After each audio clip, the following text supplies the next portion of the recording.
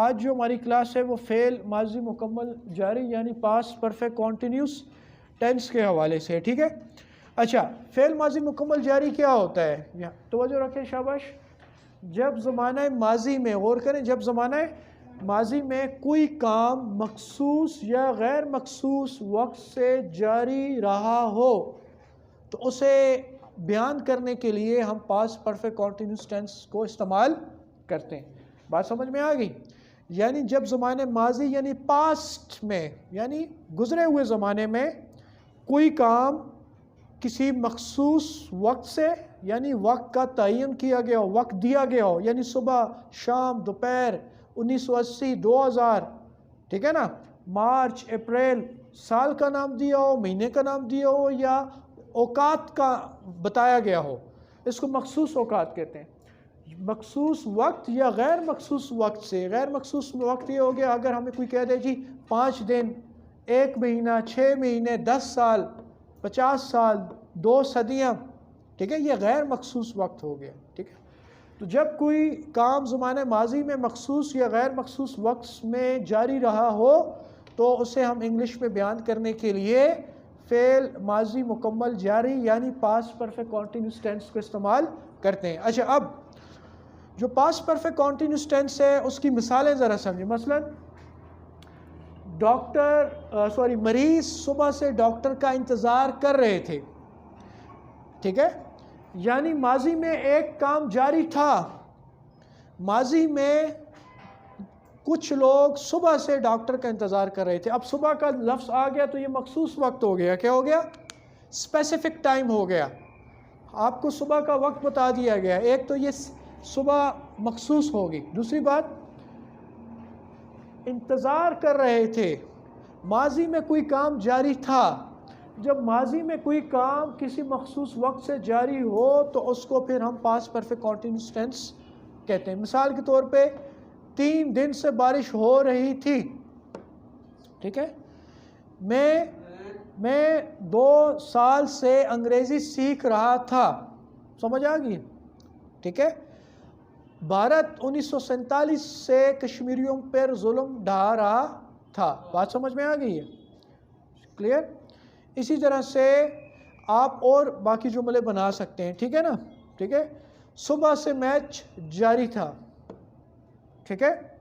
इसी तरह से आप याद रखें कि इसको हम क्या कहते हैं कि जी पास्ट परफेक्ट कॉन्टीन्यूस टेंस हम कहते हैं, ठीक है ना, ठीक है। अब देखें जी, अब इनको हम इस्तेमाल कैसे करेंगे। The patient had been waiting for the doctor since morning. The patients had been waiting for the doctor since morning.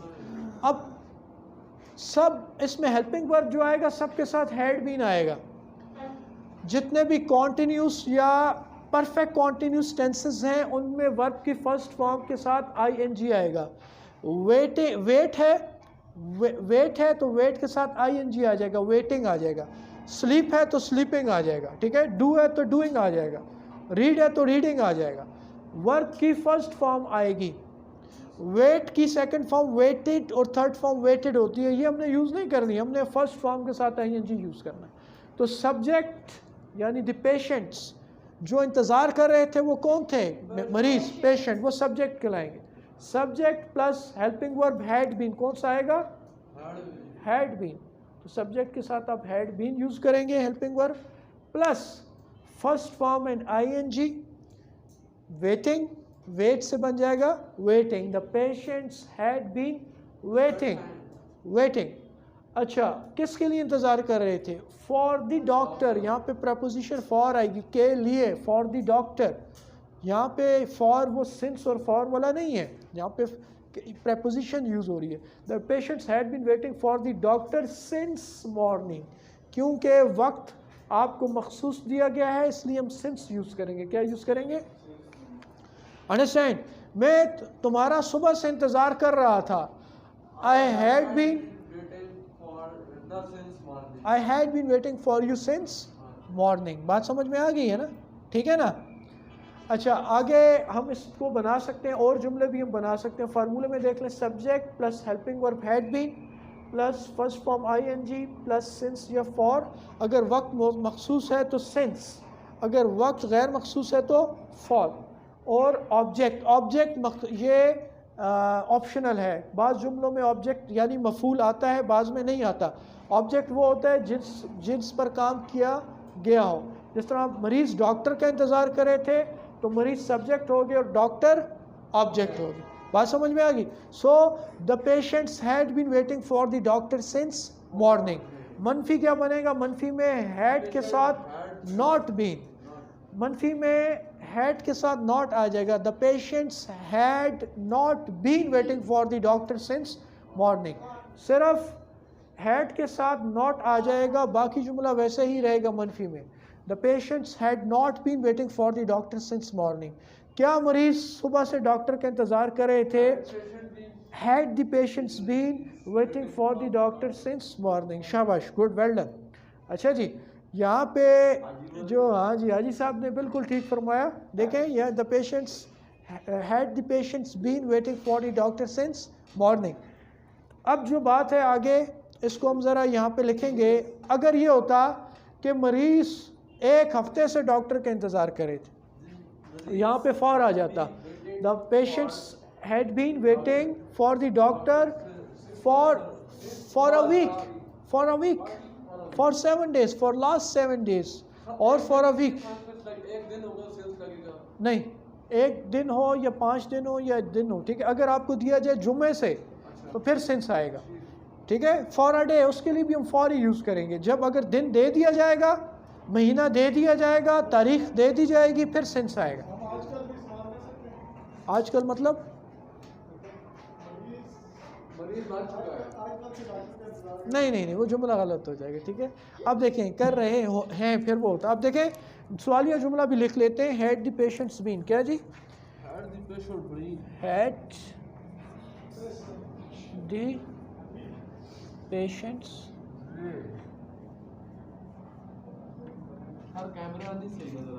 देखें जी, यहाँ पे हैड द पेशेंट्स बीन, यहाँ पे जी देखें गौर से, waiting for the doctor, for the doctor since, शाबाश, since morning, शाबाश। सवालिया जुमलों में क्वेश्चन मार्क आपने लिखना है। हैड स्टार्ट में आ जाएगा। Had the patients been, had the patients been waiting for the doctor since morning. अब देखें एक जुमला है, मैं 2 दिन से तुम्हारा इंतज़ार कर रहा था। क्या? I had been waiting for you for 2 days। Well done. Negative बनाए, मैं 2 दिन से तुम्हारा इंतज़ार नहीं कर रहा था।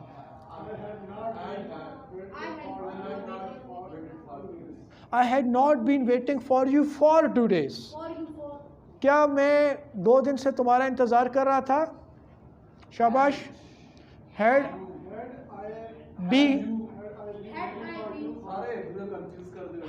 I been waiting for you, had I been waiting for you for 2 days। अच्छा, यहाँ पे 3 माह से सड़क की तामीर का काम जारी था। देखें 3